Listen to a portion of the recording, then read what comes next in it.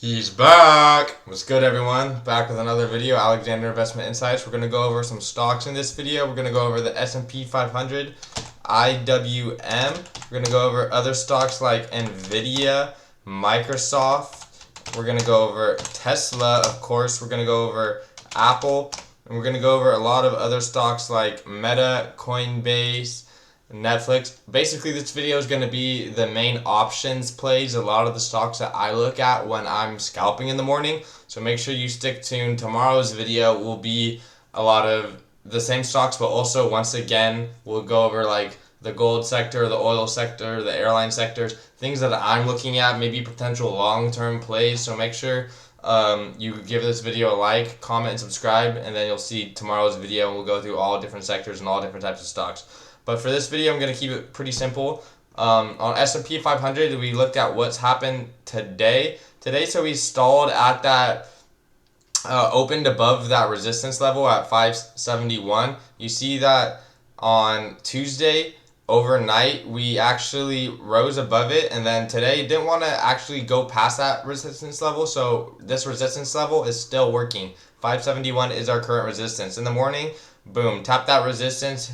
Was using it as support and then broke it to the downside, and now it's below it. So it's still using that resistance level. So 571 is our resistance level on the S&P 500, and 565 is our support level. So if we break either one of these, that will give us more clear direction. We are pretty much at all-time highs on SPY. We did have a red day today, which was kind of expected as we've been kind of slow on the upside. But so today I have my resistance still at 571 and my support now at 565. Make sure you're looking at what S&P is doing every single day of the week while you're trading. It's going to give you a clear direction as to where you want to play your scalps in the morning. It's very important. IWM breaking my support level at 219. So we will put a new support level right here. My next support level is right here around 214.75. So we'll put that in.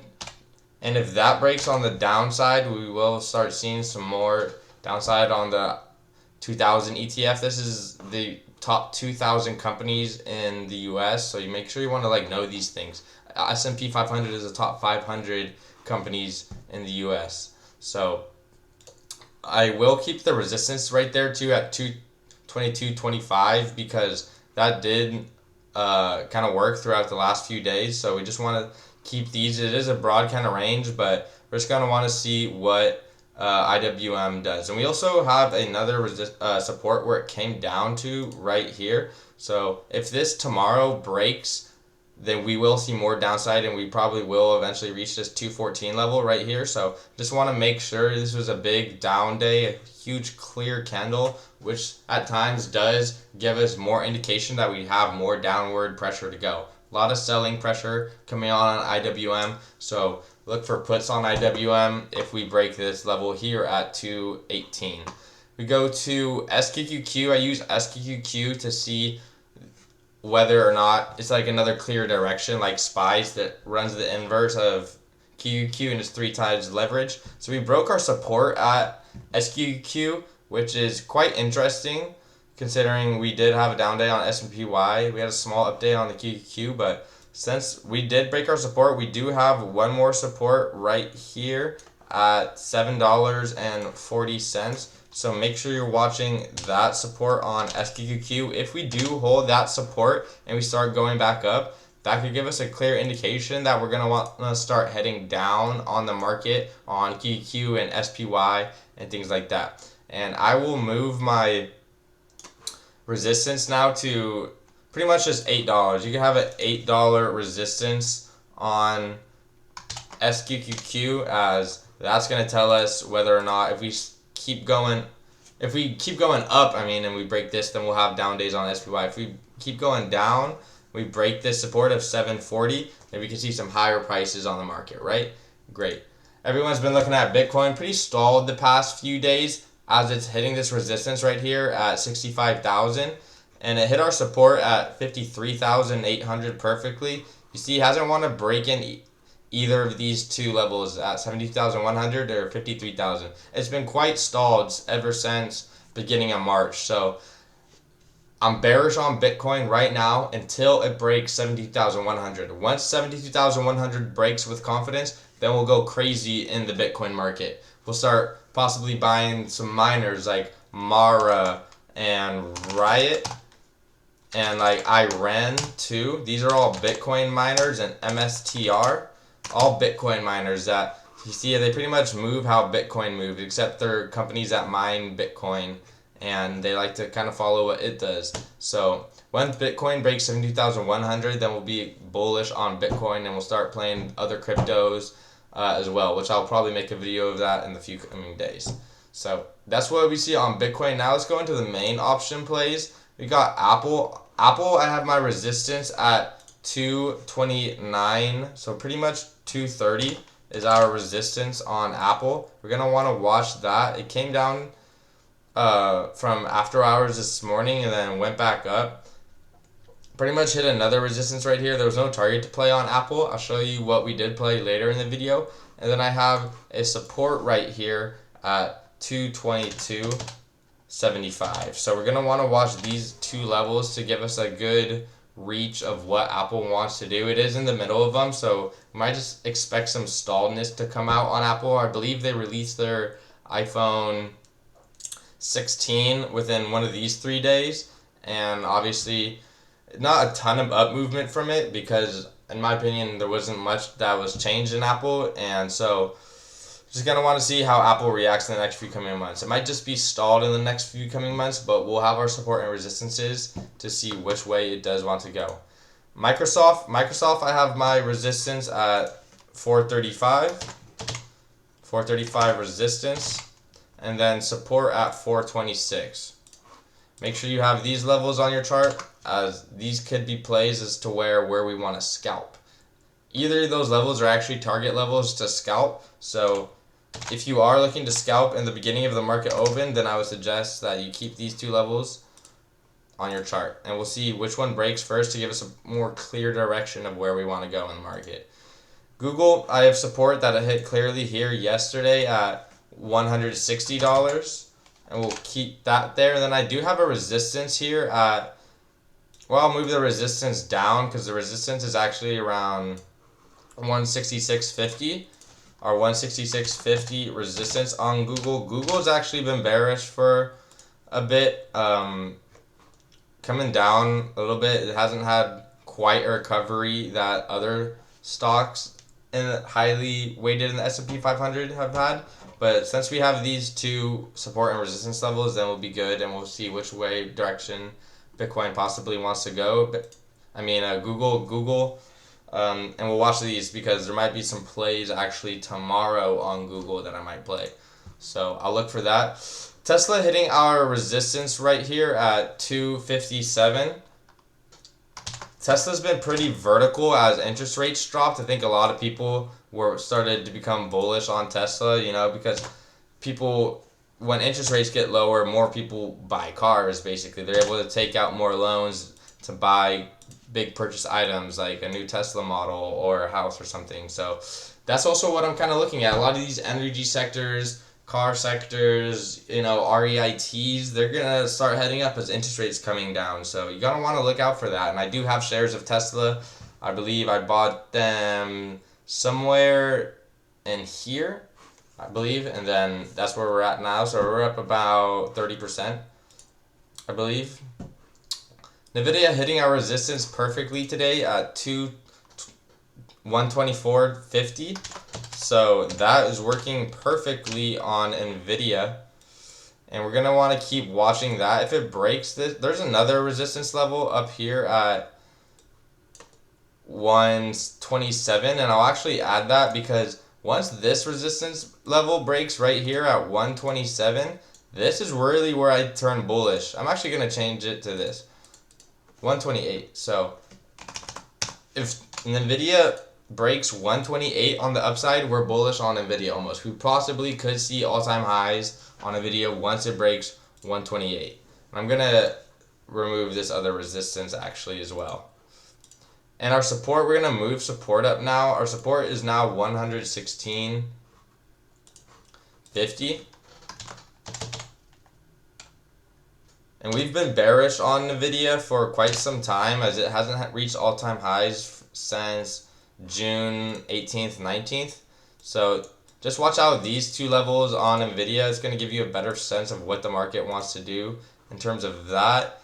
Amazon, I have resistance at 196 and I have support at 186. Pretty basic. It hasn't broken either of those levels, but once it does, that's going to give us a better indication of what Amazon wants to do. Amazon's a great stock. I love Amazon. People, buy more online than they ever have before. You used to think, oh, people used to buy online before the pandemic. Guess what? They buy more online now, and it gets more and more every single day.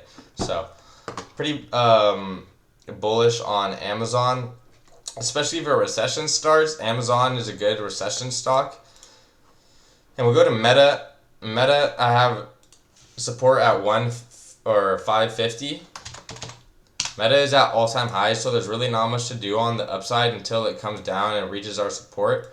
So that's what I got as support on Meta, and I'll keep that there. Coinbase, we have resistance here at 175.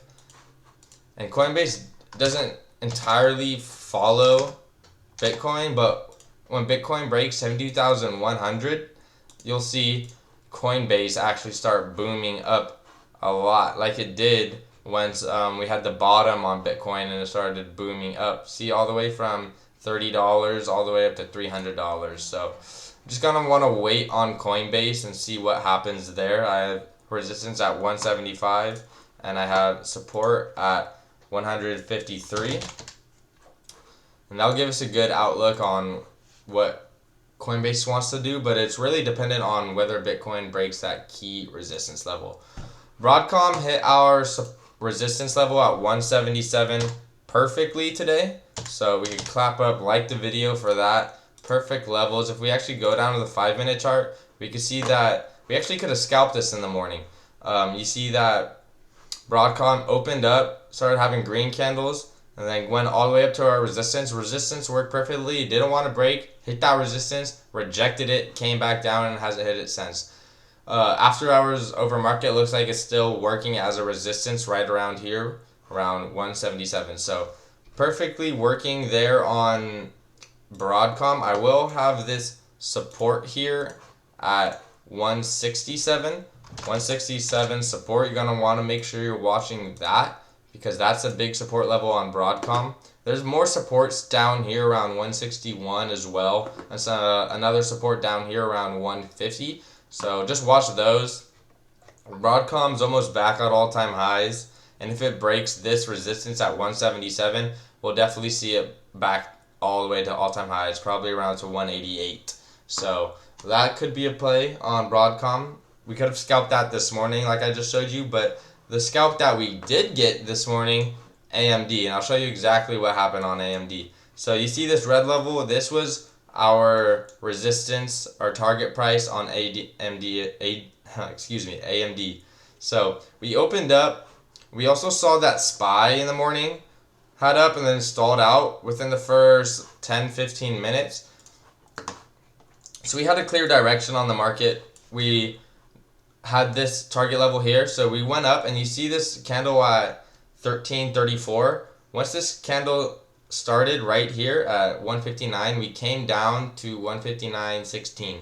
This is where we entered. We saw that price was going up on AMD. We wanted a red candle. Once that candle turned red, we got in, and it boomed all the way up. Within 1 minute, we got 15%, and we sold it at this resistance level. We could have held for 3 more minutes and probably got 40% up here, but that's fine. I got my profit. We're good. And you see that it came right back down anyways after that. So if you held even longer, you would have ended up with the losing play. So, and we don't like that. So you got to make sure you stick to your strategy and do what works. So now that our resistance has broken, we're actually going to put a new resistance up here. This is our new resistance. And it's going to be kind of a new target level as well. It's going to be 166.50. Make sure you're watching that on AMD. AMD's looking like it wants to go up again. after coming down for a short while. So that's what I see on AMD. And then if we move this up, we do now have support at 155.50. So our support will be 155.50 on AMD. Make sure you watch both these levels to get a good direction of what AMD wants to go, because we could come back down and hit the support and then go back up here again to break that 166.50 level. And then that's when we actually might start turning bullish on AMD, when it breaks at 182 and this 160.50 level. So that's what I see on AMD. Netflix pretty much at all-time highs. There's really not much you could do on the upside, so that's why I just have my support level here at $703, and that's what I'm just going to keep it at. It's pretty basic on Netflix. Dell's pretty stalled recently. I do have a resistance level at 124, and then I have a support level at 115.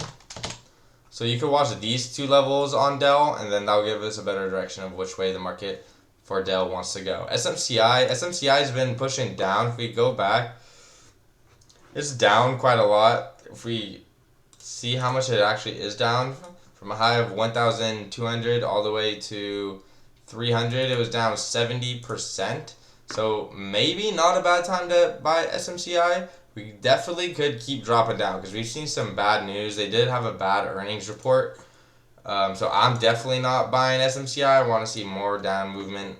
I'm not quite too sure how good of a company is. I've seen some negative comments on it, but price is what really interests me. So we'll have 183 resistance there on SMCI, and then I'll have a 430 support there on SMCI. And if we break that 430 to 420 support, then we'll see even lower prices, probably somewhere back below the 400s.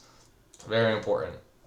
So once again, make sure you have all these levels. Oh, I do want to show you, we could have played Nvda this morning too. I had a target right here at here. I'll put a white level there, because I was looking to play this after I played AMD. I got my 15% on AMD, and I was like, man, okay, I can play another play. I saw this. I could have made a lot of money on Nvda with this play, but I decided not to play it. So we had this target right here. I started looking at it right around 6:45. I wanted red candles. What I wanted truly was red candles. So we got red candles. I would have entered right here around 123 for call options to take it up to this target right here. And it would have paid around 50 to 60%. But I didn't. I already got my gains. But that's okay. There's always plays next time. But I want you to get a sense of, once you find these support resistances, really this one is a target, because there is, to me, a difference between a support, a resistance, and a target. They are different. We would have played that up to there on the down candle. If it just kept going green and it just reached it without any reds, I would have not even thought about playing it. It's fine. I don't need to. I want a good entry price, right? I want to make sure that when I buy it, it doesn't then turn red. I want it to be red, and then I buy it, and it'll start going green from there. And I hope that makes sense to everybody. So that's what I saw on Nvda as well. So make sure you like this video. Once again, tomorrow I'll be back, and I'll be going over a lot of the other sectors within the stock market. And thank you so much. Have a great rest of your day.